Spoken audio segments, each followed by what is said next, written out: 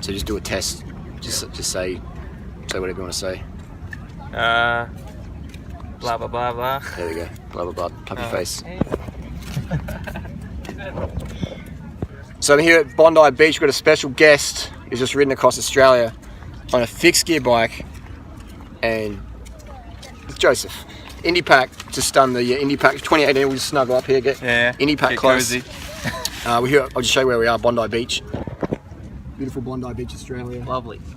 Lovely. And so we're going to do a little interview here, asking Joseph some questions, and then I'll leave a link down to his Strava. So you upload all the rides to Strava? Yeah, I've uploaded the entire ride. Yep. Yeah.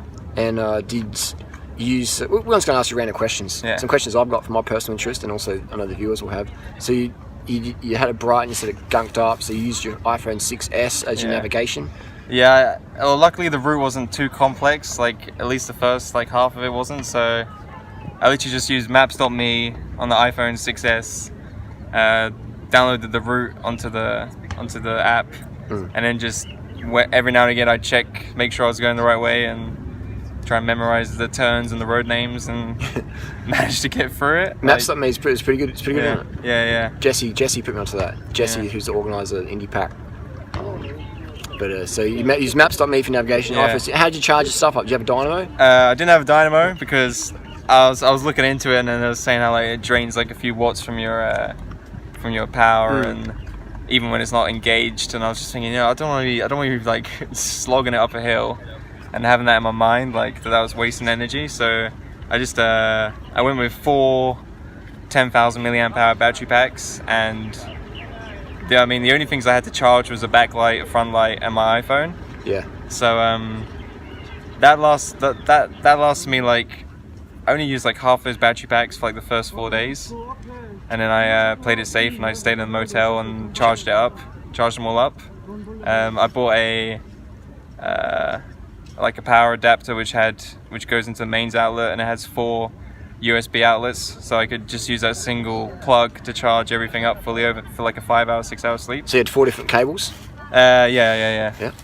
Maybe we'll have to get some photos of that stuff. Was it an Aussie model thing, or did you get it in the UK? I got it in the UK, but it was one of those travel ones with different things. With 4 USB ports in it? Yeah. Wow. And an Aussie plug. And 4 10,000 milliamp? Yeah. Why wouldn't you just get 2 20,000? Is there any reason? The reason was because it would take longer to charge. Really? Because say if you had one 40,000 milliamp hour battery pack, it would take 4 times as long to charge as 4 10,000s. No shit. Wow. Because of the amps per hour, whatever. Which is important when you're going. And it was also it's also a fail safe as well. Say if you had one battery pack and it got wet or it broke, then you'd be screwed. But if you have 4 and then one of them got wet, then you still got 3. So, yeah, wow, that's important. I was thinking about all those things for the race, and it worked out. This is a relatively new sort of sport. Yeah. It's not. It is, but it isn't. But traveling fast across distances. It's not all. That's the thing. It's not all about just riding the bike fast. There's so many more factors. How long do you sleep? Where do you eat? Are you going to get somewhere before closing time? Yeah. Have you got the right equipment? Charging stuff, navigation. Yep. It's way more than just turning the pedals. Yeah. That's the turning the pedals. It's just the bread and butter part. Yeah, it's awesome. Did you so let's talk about some questions. So Indy Pack, for those who don't know, Indy Pacific Wheel race organised by Jesse Carlson last year. This year it was cancelled, unfortunate reasons. We won't go into that. Hopefully we're on next year. But a lot of people turned up, still did it. They booked flights. They wanted to ride across Australia. That's fucking awesome. 5,435k approximately. Perth, Adelaide, Melbourne, Canberra, Sydney. Finishes at Opera House, starts at Fremantle, South Mall. You camp out. You're not allowed to have support technically, you're not allowed to draft technically. And it's just basically the riders on their own. Very romantic event. And so it took you 21 days, was it? It was 20. It was 20 days, 20 hours. 20 days, 20 I got hours, there. Just under 20 Technically days, less than 3 weeks. Yes. Under 3 weeks, which was sub 21. Yeah. My goal was sub 20, but that was a pipe dream. I guess I got a little bit lazy towards the end. It depends on the wind and shit and all that stuff. Yeah, the wind and the weather's a big factor. But I was happy to get less than 3 weeks. Yeah. So. And did I think it averaged about 264 a day. Yeah, it was 264 per like 24 hours. Fixed gear bike. Fixed gear. And how was the wind? The wind wasn't. I mean, there was like 2 days across the Nullarbor. I can't remember the exact. It was like Mundrabilla or something. Yeah, like, Mundrabilla. Like there was this gap where like you come down like a big steep descent into this like super flat plain. Yeah. That was just incredible headwinds. Like, yeah. Everyone was doing like 15 k's an hour, and you know, it's pretty brutal because like I told myself like I'm gonna be going to sleep soon because the next servo motel is like 114 k's away or something. So I was like, it won't take too long, and then like the wind kicked in and average speed just plummeted, and yeah, you had to suck it up and realize it was going to take a few more hours than you were hoping it was going to be. And the next day it was headwinds as well, but then the winds turned, and then coming into Port Augusta out of the desert was awesome. Yeah. Like absolutely awesome, going over these huge rollers, just like getting pushed up and then pushed down, and yeah, it's crazy how the wind just basically just dictates your spirits. Like. That's what I mean. That's what I call it, headwinds. Like Yeah. when I've ridden across in Perth and stuff to Adelaide, Cape York, etc. The winds can determine your mood. They can make or break you like that. Yeah. You can have the worst moment ever, and the wind will just be like shift to a tailwind. All of a sudden you're elated again. Yeah.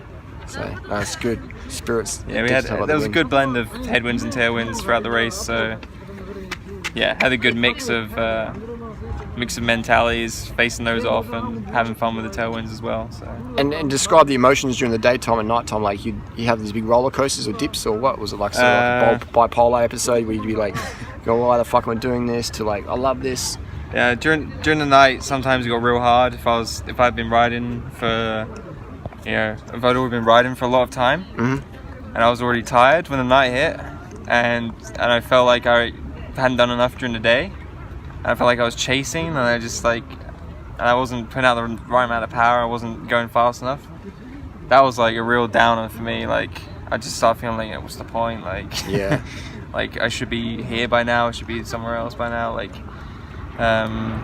so you had you had expectations. You weren't meeting them, and then you started to feel a bit more down. Yeah, that's the thing. Like I didn't like a lot of people wrote a schedule and stuff like that. I decided not to do a schedule. Maybe that was a mistake because it's my first ultra race, but I kind of felt like if I wrote a schedule and if I didn't hit it, tick it off, bang, bang, bang, then that might actually be a bigger issue for me because I'd start being like, I'm not hitting the targets. Like, what's wrong? Do I suck? Like, I didn't want to expose myself to that possibility, so I just kind of went with the flow and I just kind of looked at the next server, the next town ahead, and I just nipped off like that. But, chunk it down. Sometimes like I was racing, so I was trying to win. I was trying to be the first fixie, beat Pavel, who's also doing a fixed gear. Polish guy. Yeah, Polish guy. Polski. Yeah. So I had ambitions to beat him, and when he started slipping away from me, then yeah, I started beating myself up a bit when I wasn't meeting expectations, bringing him back in and stuff like that. So yeah, that's all part of the race. Like. It's all part of overcoming all that stuff. Sometimes you're the hammer, sometimes you're the nail. Yeah. Just be in the moment, enjoy it. Yeah. And so tell us a bit about the bike. You had I'm looking at the bike here now, you got carbon rims on there. Carbon rims. Yeah. How was what would you, if you had your choices again? If you had your choices again, what would you change? I don't think the bike, not saying not have gears. Let's say you're going to do the fixed gear bike again. Yeah. What would you change on it? Anything? I don't think there's much I would have changed. Like, I put a lot of thinking into like the setup. I went with like wide bars, like wide flat mountain bike bars. Yeah. Just because of like having a little bit more kind of support and stability going up and down the hills. Yeah. If you yank on the bars more. Less aero, but like it's not all about aero really. It's about comfort and getting through the entire 3, 4, 2, whatever weeks it takes. Yeah. Had TT bars, which were pretty comfortable as well. I don't think I'd change much, to be honest. Like, there's not very much you can change on a fixed gear bike anyway. It's got 2 wheels. Nah, that position was fine. Yeah. Like, I had a 0 setback saddle and. Yeah. Your stem is, I can see it's flipped up now. Did you change that in the ride, or that was how it was? Nah, I had what I had set up is I did Melbourne to Adelaide is like a training ride, like 800 Ks. Yeah. It's like in like one hit with like maybe 1 or 2 power naps, and I had my stem flat, but then I had spaces between to the TT bars. Yes. And then after doing that ride, I just felt like I wanted the base bars to be a little bit higher, so I just flipped the stem up to get the base bars higher, and then removed the spaces because the TT bars. But I didn't have any neck pain or anything after that initial 800K ride. Yeah. So I felt like my TT bars were in the perfect position. That was something I did change. But apart from that, like just slamming the set, I had my saddle like slam forwards, 0 setback seat post, 165 mil cranks. So it's just less stress on your hips and True. less like tension in your body, I guess, because you're in a more sort of relaxed, less bent position. Yeah, over the top of the bike. Yeah. And what about tyre? What, you use 25 mils? 25 mil tyres? 25 mil What pressure tyres. did you run on average? I just pumped them up to whatever. I think I pumped them to like 110 if I had a track pump, and then they probably slowly deflated across the ride. Did they have track pumps at Munjabilla? No, they had track pumps in Melbourne. Have you ever ran 28 mil tyres? Yeah, but I went for 25 of this just to keep, because of the rim profile. Yeah. The 25s just made it a little bit more aero. Okay. And I was running tubeless to start with, so they were probably a little bit lower pressure. Wasn't too uncomfortable. Yeah. I had bib shorts with like a nice thick pad. Yeah. And I double wrapped the bar tape on the base bars. Interesting. So it's a pretty comfortable ride. How many bib shorts did you bring along? What? Just one bib shorts. One pair of Nicks the whole time? Yeah. Yeah. Any other shorts, like running shorts, anything? Or? No. Wow. So how did you clean them? You get them clean them. I think they're going in the trash there. I'm kind of like holding off because I want to ride up to Brisbane. I'm like, do I just want to use them for one last? Just chuck them on Gumtree for $20. Yeah. I was thinking there's some $25 stickers out there might be like, you know what? Yeah. I want some free recalled, I know residues. I know a Norwegian guy. If I had my Nicks, he'd probably buy them and make a documentary about them, unmasked. But Nick sniffers. But I just took one pair of everything. One pair of socks, one pair of bibs, one jersey. It was. But if you had, it's a race though, isn't it? Yeah, I was thinking when I've ridden across Australia, I've had just a pair of lightweight running shorts, and you can wash your Nicks, and then wear your running shorts for an hour or two, and then 2 Nicks dry out, and then put your Nicks back on. Yeah, I did wash them. There was one day where I washed them. I think it was Nundrew because it was a baking hot day, and I got there. This other dude got there as well. We shared a room, and when I had a shower, I just washed them in the shower, and I knew they'd dry out in like an hour or two because the sun was just baking. Baking, mate. Apart from that, like I don't know, there's probably some new life being created on there. Were they shorts or Nicks, like over the shoulder or what? Yeah, bibs over the shoulder. Okay. Yeah. Yeah, I use chamois cream and stuff, so sometimes I put a chamois cream layer of insulation. But it felt disgusting. Like you'd have a shower, like if you're lucky enough to have a shower somewhere, and then you'd just put on the same old dirty bib shorts, and you'd be like, who am I? Like, what am I doing here? This is disgusting. Oh my God. What about saddle sores? Because I know Rhino had some issues with saddle sores. I didn't. Towards the end, I think I might have like one like saddle sore, like an actual bump. So chafing was no issue for you? Nah, there was definite pain. Red raw? I wouldn't say red raw, bleeding? but like I got like quite a lot of not like bad spots, but like pressure points. Like sore patches, like abrased skin, just from like. I don't know, just from wearing the shorts over and over again, and just the motion of riding and the weight on your butt. Yeah. Yeah, sometimes you'd have to ride with your arse in a slightly weird position, like slightly to the left of the saddle, slightly to the right. Maybe your bum sort of bunched up a little bit. Whatever it takes to keep riding and avoid most of the pain. But sometimes it would just fade away. It's like it's like you're telling yourself it hurts. Yeah. But at the end of the day, it doesn't really hurt that much. Yeah. You can keep riding no matter what. True. And so you'd wake up in the morning, it'd be like totally fucking cooked. Do you ever have that? You wake up, you're just fucked. Yeah. You ever have any moments in the morning where you're like, I can't do this anymore? I was just caught up in the race, so like I never felt like I wanted to drop out or anything. Yeah. But I mean, as in, like, you just woke up. But yeah, I'd wake up and like my knees were like the worst bits. Like they just ache. I'd feel like I wouldn't be able to stand up. I feel like I wouldn't be able to like slowly lower myself down. Yes. Just awful. And I'd get on the bike and it'd feel like solid. Yeah. It would take like 5, 10, 15 minutes of riding until like that kind of went away. Yeah. Yeah, but I was just cooked. My knees got cooked every day, especially with the climbing. Yeah. Did you? Yeah. Did you have any? How do they feel now? They feel alright. Like it's been like 2 days, whatever, since I finished. So I've had.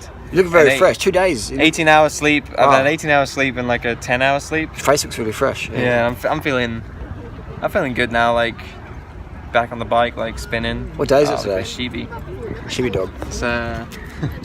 It's What day is it? What day is it? Monday. Monday. It's Monday. Is it Monday? It's Monday. Yeah. So I got in on Saturday 5 a.m. and it's now Monday. I'm feeling good. I'm feeling good for a ride to Brisbane. Yeah, so you're gonna ride to Brisbane after this. Yeah, just to see a bit more of the country, see some friends, and good. Yeah. By bike. Yeah. I was saying before, Joseph's seen more of Australia than most Aussies will see. Yeah. And you know more towns off the top of your head now than most Aussies will. Yeah, it was weird. Like whenever like someone asked where I come from, I wouldn't know if to say the town name because I'd be like, maybe they don't even know that town name. Yeah. Yeah. Like I've come from Munjabilla. They'd be like, where is that? Yeah. Only cyclists who've done Nullarbor understand what Munjabilla means. Yeah. Like once you've been there, you never forget it. Yeah. I was there in 2002. I remember like it was yesterday. That was the crazy thing about the desert was just how there's literally nothing there. Yeah. Like I was expecting villages, towns, something. Yeah. And you get there and you've been seeing this town name, or you think is a town name, 50 k's away, 45 k's away, 20 k's away. You get there, it's just it's like a servo, it's a petrol station with a motel attached to it. Yeah. That's all it is. Yeah. For 2,000 k's across the desert, there's nothing. And that's something that I found really just like perplexing. Is just how there's just nothing out there. Yeah. It's just this huge country with nothing. It's incredible. It's incredible. Yeah, no, it's big fucking open spaces. Yeah. And how are the drivers out there? Like, how was it? Any road rage or any aggro or? Yeah, I heard from some other riders there were some issues. There were a few moments across the Nullarbor. It wasn't too bad with the road trains, like especially because at night and stuff, you can see them coming from literally like 20 minutes away. You'll see the lights on the horizon. And the roads are so straight and it's so dark. And their lights are so powerful. You see them for ages away. You'll just know they're coming, so you can prepare. And even if they're coming from behind, you can prepare. Because I was using a mirror on the bike. Yeah, good idea. Just gives you that little extra bit of awareness. Yeah. And did you have any road rage? Anyone want to fight you? Any white BMW drivers? Nah. I was okay. There was a few moments. So over the Easter weekend, because the race starts 17th of March. So if you're a medium paced rider, you're going to end up going through like Melbourne and that sort of area. The Easter holidays, and so everyone's out with their caravans, their boats. People that aren't that great at driving are driving around the hills, and there were a few close calls where I was like, fuck man, that was close, and I'm just like making me kind of nervous about riding. Like even if I'm used to riding around London, so it's like I was feeling a bit nervous because just the speeds are higher on those roads, and more traffic and tons of traffic. Easter weekend. So do you think? Yeah, I was gonna. Okay, off again, but you think if race organisers next year we should change the dates, we could make it earlier? Yeah. I was thinking that. I was thinking it is a bit stupid, like going into the Easter weekend. Like, especially because you're hitting like the biggest cities that time, and you're going into those. Once you're coming out of Melbourne, you're going up to the more natural sites where people would want to visit on the Easter weekend. So you got lots of people going up into the mountains, and that's where you're going as well. And it gets a bit dicey at times. Never thought about that. That's a good point. Yeah, but so maybe move it a week earlier. Yeah, possibly. Yeah. But yeah, I didn't actually have I didn't have anyone stop the car, try and fight me. I didn't ever want to try and fight anyone else. Yeah. I just had a few moments where, it was a bit close, and I was like, that was close. Because they were being dickheads. But I mean, but I mean, just passing close and stuff like that, and a bit fast. And there's this thing that everyone seemed to do where, like, if there was a car coming one way, and you were going to intersect at the same time, and they're coming behind, they'd just squeeze the gap. Yeah. Then no one would ever seem to ease off for you. Yeah. But at the same time, they also had sometimes loads of really great passes where the people fully went into the other lane and stuff.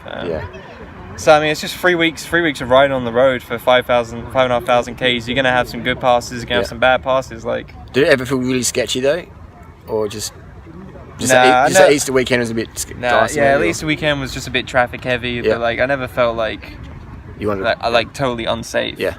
Like, it's just, I mean, when you're riding on the road, it's never fully safe. There's always a chance of whatever. But I never felt like, oh, this is insane. Like, I can't keep riding here. True. And what about? So that's very good. And so then night time you had lights and stuff, stayed safe. Yeah, lights, reflective stuff, reflective good. tape on the bike. Yeah.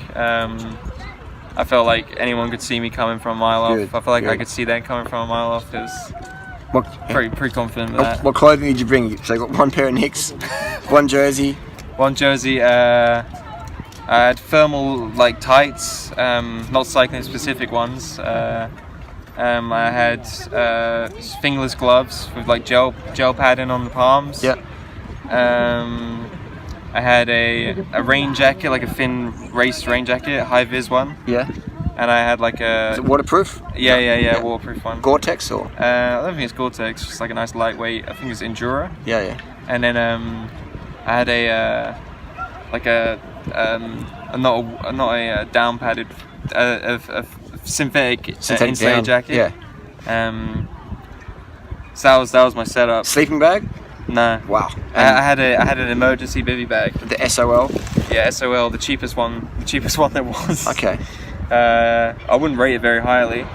I'd say it's definitely a survival bivy bag, not a doing a bike tour bivy bag. Yeah. So, if you like sweating, if you want to survive, if you're like on the brink of death and you want to survive till the morning and have someone rescue you, it's going to do the job. If you want to have a nice comfortable sleep every night for 21 days, it's not going to be the one. Super sweaty. I was super sweaty the first night in there. The second night I ended up getting a stick and just jabbing a few holes for ventilation.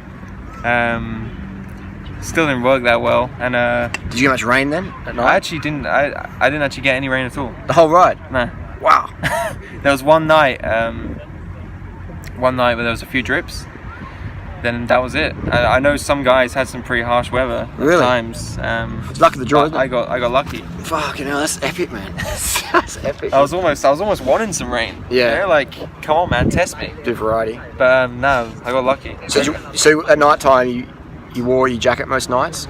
When you're sleeping? I'd be like, Well, I'd be like, when I was riding, I'd be flipping between just the jersey and then the jacket. If I stopped for like a snack or something, wear the jacket for like 5 minutes to warm up and then pop it back in the bag.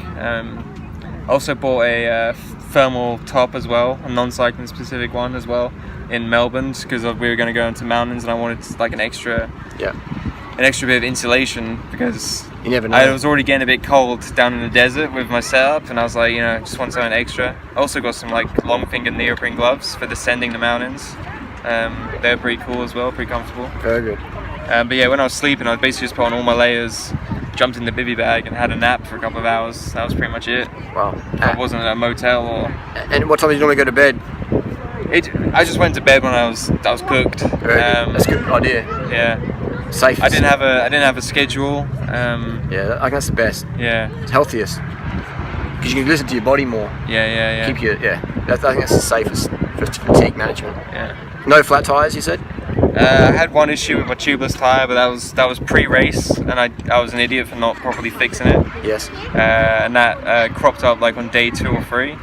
I just popped the tube in there, it was fine. Rode that to Port Augusta, that I put a spare tire on. Took that off because there was a big chunk. Missing. I could see the threads. Safety. I could see the threads underneath. I think the nullable roads might have ripped it a little bit. Nullable hot mix. Yeah, but to be honest, the roads weren't too bad. Like, the conditions of the roads weren't too bad. But there was a definite chunk missing out the tire, so I was like, I'd rather put the spare tire on preemptively than be descending a mountain or a big hill and just have it explode. So, and put a spare tire on then. Yeah, good. So but no mechanicals? No mechanicals, no punctures other than that issue I should have fixed. yeah, I can't think of anything else that went wrong. The bike worked perfectly. I guess, no gear issues because I didn't have any gears. What about lube? What lube did you use? I was using a Finish Line lube. Line? I got it from a giant store in Perth because it was like a nice sized bottle. It wasn't like a big thing of lube. It was just like enough to see through the race. I just lubed up the chain every now and again. Anything you do different? Or sleep a lot less, take less breaks. Sleep less, Yeah, because I had this thing where I'd probably to do with riding a fixie is you can't coast, and then when you do coast by clipping out, you're still stressed, you're not perfectly relaxed. Yeah. So I took a lot of like little breaks where I just stopped for like 2 minutes or 3 minutes, check my phone, check how many Ks I got to go, have a little snack, and get riding again.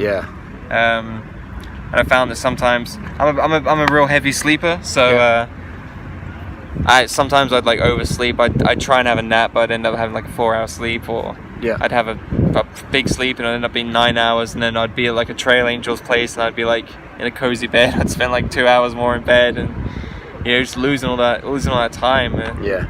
It's a big deal. I was thinking maybe the others wouldn't be riding that hard, everyone would be wanting to chill, but nah. So the secret is just probably just lock it down for a couple of weeks and just live harsh. Yeah. If you had to tell yourself again, if you had like the thoughts, the experience you have now, March 16th, the day before you started, left Perth, what would you tell yourself? I'll just tell myself it's gonna suck, and just keep riding. Less sleep, harden up, keep going. Yeah, I went a bit hard the first day. I did like a 30-hour, 520k ride. Yeah, well.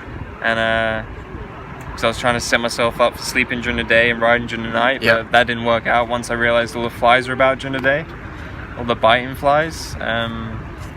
So I'd probably just chill a bit more, ride a little bit slower. Pace. Pacing better, Ride a little bit slower and just sleep less. That'll probably be my technique if I was wanting to compete again. In an ultra race. But I'm happy with the experience I had. Like, did well, And what about food? Like, so you're vegan? Oh, and the food was abominable. like across the Nullarbor Desert, like I was in my head. I was just thinking, it's fine. There's gonna be servos. There's gonna be Cliff Bars. There's gonna be Oreos. There's gonna be all those things. I get to the first servo and I'm like, okay, there's no Oreos. There's no Cliff Bars. There seems to be very little vegan options here.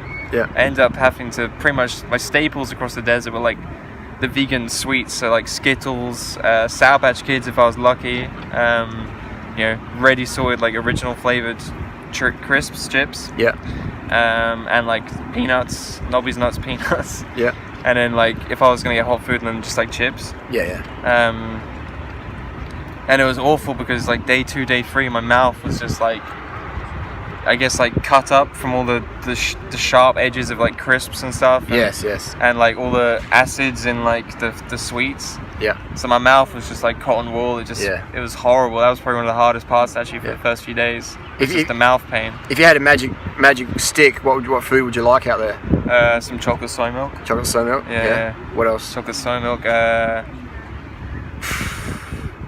was just thinking chocolate soy milk. It's just like, it's got the protein, it's got the cocoa, it's got the liquid factor. You can just down it. That'd be nice. In terms of food, I don't really know, man.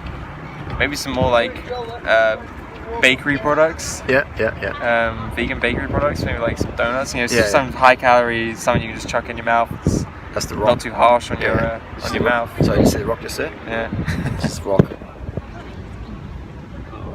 But okay, so so I just wish there was more jam crumpets. Just milky options. I found soy milk and Cocoa Pops a few times. Cocoa Pops are vegan here. It was had those a few times. That was like a godsend. Had this one chick that was at the reception place. There was like these tiny little travel size Cocoa Pops. And she was like, yeah, they're like $3 each. And I was like, yeah, just give me 5. And she was like, you sure? I'm like, yeah. Yeah, $3 each. Like 30 gram serves or something. Fucking hell. And then just bought a litre of soy milk and just sat there and just chomped away at it. It's just so good. Nice. Extortion prices. Yeah, extortion out there. Because there's nothing else out there, so... I saw kilos of sugar out there. Like, my strategy is kilo bags of sugar in the bottles. Yeah, but I just don't know. Like drinking the sugar water, like during the heat, is like. I think you got to practice it, get used to it. Yeah, it's just. I'd rather just have the water. Fair enough. I was drinking some like sports drinks occasionally. How many calories a day do you reckon you're getting in? Not enough. Yeah. Just eating in the heat and eating while you're like exercising is like pretty difficult. But I was trying my best out there. Yeah. Trying my best. When I got to the first time I saw Oreos was in South Australia, on the border, and I just bought like 3 multi-packs. So I had like six tubes of Oreos to go, and those lasted me for a while. Fucking another little staple. And then the further into civilization you got, the more you found like the vegan things, like the vegan bars, like nut bars, fruit bars. Sometimes vegan Ben and Jerry's. Got lucky, found a vegan Ben and Jerry's in a couple of gas stations. Gas stations? Yeah. Where was that? There's one in Cooma. I found vegan Cooma. Ben and Jerry's. Yeah. Wow. And if I didn't have a spoon or anything, so what I do is I buy a tube of Pringles and then use the Pringle lid as a spoon. Yes. Very good. Yeah. That's good. I definitely find. So you found. I mean, Victoria's saying she saw it in Adelaide. She's like, "Oh my god, Joseph's lost so much weight." Yeah.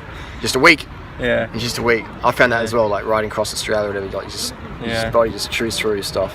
Yeah, I definitely lost a lot of weight. Like every time I went for like a shower, like every couple of days, if I was lucky, I'd like be showering. I just feel like I'd feel like, where the hell am I? I'm disappearing here. It's like you just eat all this fatty stuff and just be still losing shit tons of weight. Yeah, so you're just melting through the calories. Yeah. Just to stay warm during the night and to keep moving, going up the hills. And, it's pretty mental. Like, no, it's probably, interesting. Probably pile on the weight now though. No, not necessarily, but it's interesting as well. Like, cause that Amanda Cocker girl, she set that world record last year. Remember her? And she didn't lose any weight at all. And you got vegan Joseph here in 1 week on the shred. Like. It's definitely something. It's interesting stuff that getting somewhat shredded. Physiology of the human body on vegan lifestyle. Okay, so how much water are you drinking a day? I have this habit of not drinking that much water. I just when I'm riding, I find it hard to drink water. Just not that I find it physically. Is that hard a good to habit drink. for you, or is it? I don't know. Yeah. It's just I feel like if I'm riding, I'm in the TT bars. I'm just like I'm focused on riding. Yeah. It kind of like distracts me, like, I'm going to stop and drink water. Because especially when you're riding fixed gear, your pedals are always turning. True, So it's like, it's kind of, not really, it's kind of more stressful, dangerous, whatever, to be like, it's annoying. Trying to undo a bottle and drink while your legs are still going, and you have to try and keep that momentum. But usually when I stop to a servo, I'd like buy like a large thing of lemonade, and just down that, and then I'd just like get some water to finish off down that. And if I was like pushing towards the end of a day or it was going for a night, I'd get like a small thing of Coke or whatever and down that as well. Just to keep me pushing. Good. I'd mainly just taken all my liquids when I was stopped. That strategy works. Sort of hyperhydrate, and then just cruise along on that. Then sip on a few bottles here and there. Very good. It's good. I reckon that sort of concludes it for now. I think. If you have any other questions, hit us up in the comment section below. I'm here for a few more days. So. Where can people find you? Near Bondi. on Facebook or? Oh yeah, you can find me on Facebook.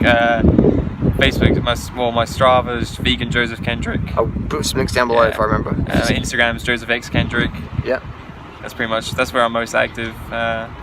Maybe you can comment on this video and link us. Oh, my YouTube as well is just Joseph Kendrick. I'm like notorious for like saying I'll put it in the links below and I never fucking do it.